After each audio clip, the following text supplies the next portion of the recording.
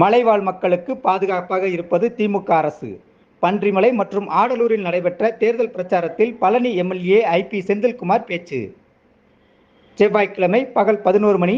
தமிழகத்தில் திமுக தலைமையிலான கூட்டணியில் சி.பி.எம். கட்சி சார்பாக திண்டுக்கல் பாராளுமன்ற தொகுதியில் போட்டியிடும் வேட்பாளர் சச்சிதானந்தம் அவர்களை ஆதரித்து ரெட்டியார்சத்திரம் ஒன்றியத்திற்கு உட்பட்ட மலை கிராமமான ஆடலூர் மற்றும் பண்டிமலை ஊராட்சிக்குட்பட்ட பகுதிகளில் திண்டுக்கல் கிழக்கு மாவட்ட திமுக செயலாளரும் பழனி சட்டமன்ற திமுக உறுப்பினருமான ஐ.பி. செந்தில்குமார், சி.பி.எம். வேட்பாளர் சச்சிதானந்தம் ஆகியோர் தீவிரமாக பிரச்சாரம் செய்து அரிவாள் சுத்தியல் நட்சத்திரம் சின்னத்திற்கு வாக்குகள் சேகரித்தனர்.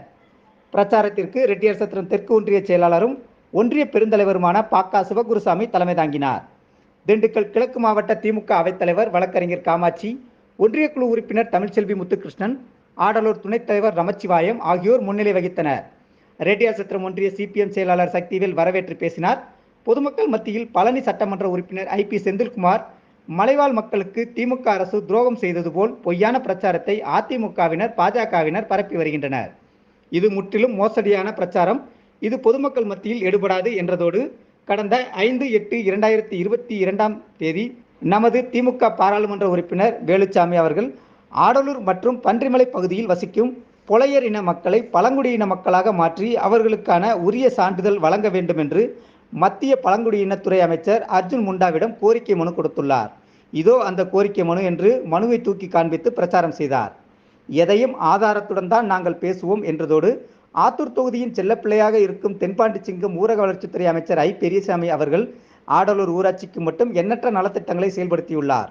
இங்குள்ள மக்கள் மருத்துவ வசதிக்காக தாண்டிக்குடி, கொடைக்கானல் செல்ல வேண்டிய நிலை மாற்றி ஆடலூருக்கும் பன்றிமலைக்கும் இடையே மிகப்பெரிய மருத்துவமனையை கொண்டு வந்துள்ளார். தேர்தல் முடிந்த பின்பு மருத்துவமனை திறக்கப்படும். ஆம்புலன்ஸ் வசதியுடன் மலையில் உள்ள எந்த கிராம மக்களும் இங்கு வந்து சிகிச்சை பெறலாம். மலைவாழ் மக்களுக்கு பாதுகாப்பாக இருப்பது திராவிட மாடல் ஆட்சி நாயகன் மு.க. ஸ்டாலின் தலைமையிலான திமுக அரசு என்றார்.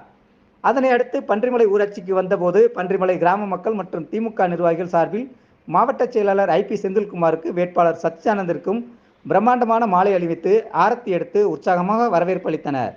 அப்போது அவர்கள் மத்தியில் பேசிய வேட்பாளர், மலைவாழ் விவசாயிகள் நலன் காக்க காட்டு மாடு மற்றும் யானை போன்ற விலங்குகளிடமிருந்து பயிர்களை காப்பாற்றவும் அவர்களுக்கு உரிய நஷ்டஈடு வழங்க என்றும் நான் உறுதுணையாக இருப்பேன் என்றார்.